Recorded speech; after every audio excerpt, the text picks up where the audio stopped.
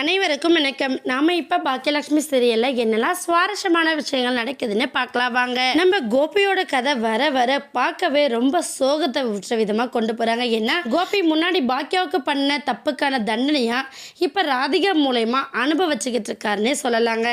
ஏன்னா ராதிகா எந்த அளவுக்கு போல்டாக இருந்தாங்களோ அது எல்லாத்தையும் அடித்து நொறுக்கிற விதமாக இவ்வளோ நாள் நம்ம கோபி நடந்துக்கிட்டு இருந்தார். சரி, இதுக்கப்புறமும் நம்ம அவரையும் தொந்தரவு பண்ணக்கூடாது, அவரால் நம்மளும் கஷ்டப்படக்கூடாதுன்னு சொல்லிட்டு நம்ம ராதிகா டைவர்ஸ்க்கான எல்லா ஏற்பாடையும் பண்ணிட்டாங்க.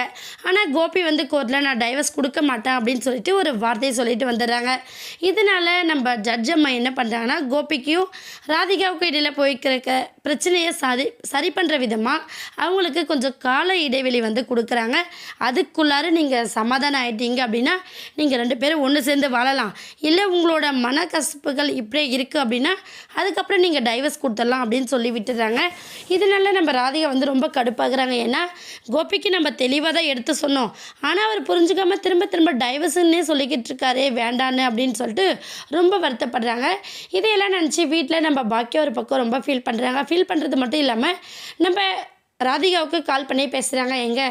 கோர்ட்டுக்கு போயிருந்தீங்களே, என்னாச்சு? நீங்கள் எதை நினச்சி கவலைப்படாதீங்க, எல்லாத்தையும் தாண்டி நம்மளோட வாழ்க்கையில் சக்ஸஸ்ஃபுல் அப்படிங்கிறது ஒன்று இருக்குது அப்படின்னு சொல்லிட்டு ராதிகாவுக்கு எடுத்து சொல்கிறாங்க. ராதிகா வந்து பாக்கியா, நீங்கள் என்னை நினச்சி ரொம்ப கேர் பண்ணிக்கிறீங்க, அது உண்மையிலேயே எனக்கு ஒரு கில்ட்டியை கொடுக்குது. ஏன்னா நான் எப்படி இருந்தாலும் சரி நீங்கள் வந்து எனக்கு நல்லது மட்டுமே பண்ணுறீங்க. ஆனால் கோபி வந்து டைவர்ஸ்க்கு ஒத்துக்க மாட்டேன்னு சொல்லிட்டாரு. என்ன செய்யறதுன்னு எனக்கு தெரியல, என்ன நடந்தாலும் சரி அவரோட சேர்ந்து வாழக்கூடிய ஒரு மனப்பக்குவத்தில் நான் கிடையவே கிடையாது அப்படிங்கிறத ரொம்ப கான்ஃபிடென்ட்டாக சொல்கிறாங்க. ஒரு பக்கம் இப்படி பிரச்சனை போய்கிட்டு இருக்கு. இன்னொரு பக்கம் நம்ம பாக்கியா என்ன பண்ணுறாங்கன்னா, வீட்டில் வந்து அத்தை கோபி இங்கே தான் இருக்கணும்னு சொல்லிட்டாங்க. அவருக்கு ஜட்ஜ்மெண்ட் என்ன ஆக போகுதுன்னு தெரிஞ்சுக்கிட்டு எது ஒன்று நம்ம அப்புறம் பார்த்துக்கலாம் அப்படிங்கிற முடிவோடு இருந்த நம்ம பாக்கியா இப்போ கோபி வந்து டைவர்ஸ் கொடுக்க மாட்டேன்னு சொல்லிட்டாரு.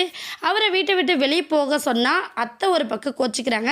நம்ம என்ன செய்யறதுன்னு தெரியாமல் ரொம்ப தீவிரமாக யோசிச்சுட்டு இருக்காங்க. இது எல்லாத்துக்கும் நம்ம ஒரு சொல்யூஷன் கண்டுபிடிக்கணும், இல்லைன்னா நம்மளோட வாழ்க்கைக்கு ரொம்ப பெரிய சிக்கலாயிடும் அப்படின்னு சொல்லிட்டு நம்ம பாக்கியா யோசிக்கிறாங்க.